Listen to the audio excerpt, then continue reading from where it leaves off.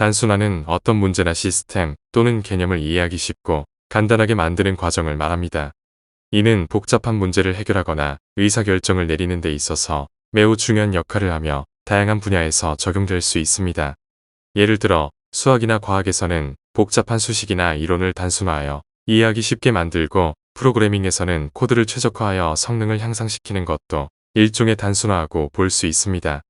또한 비즈니스에서는 제품이나 서비스를 간소화하여 고객들의 편의성을 높이는 것도 단순화의 한 예입니다. 요약하면 단순화는 복잡하고 어려운 문제를 간단하고 이해하기 쉬운 방식으로 바꾸는 것이라고 할 수 있으며, 이를 통해 우리는 더 빠르고 정확한 판단과 결정을 내릴 수 있게 됩니다.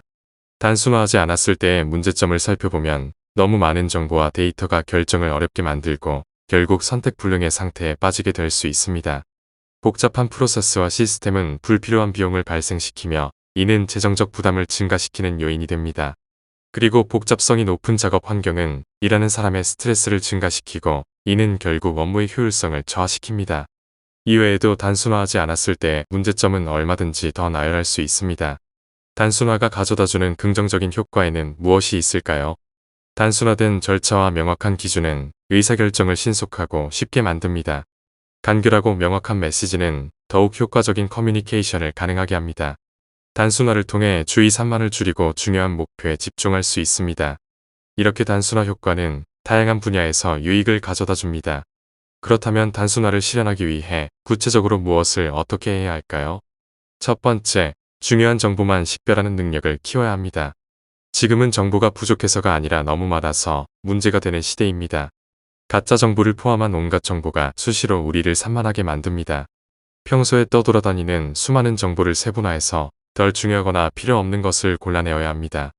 힘들고 지난한 작업이지만 인내심을 갖고 차분하게 익히면 얼마든지 그런 능력을 발전시킬 수 있습니다. 세분화하는 기술만 익혀도 단순화의 효과가 금세 나타납니다. 두 번째, 일상적 결정을 최소화해야 합니다. 이는 간단하게 할 수 있는 일상적 결정을 어떻게 줄일 수 있느냐를 말합니다.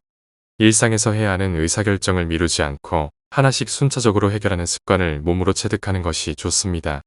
필자가 오래전 직장 생활을 할 때 CEO를 모시고 일을 한 적이 있습니다. 그때 그 CEO는 매일 발생하는 의사결정을 미루지 않고 적시에 결정하려고 무척 애를 쓰는 것을 목도했습니다.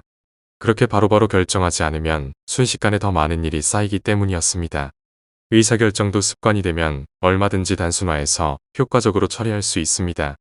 세 번째, 명확하고 간결한 목표 설정을 해야 합니다. 목표 설정이 명확하지 못하면 의사결정 과정에서 우왕좌왕하게 되고 새로운 문제점이 돌발적으로 생겨나기도 합니다. 장기적 또는 단기적 목표를 나누어 설정하는 능력이 요구됩니다.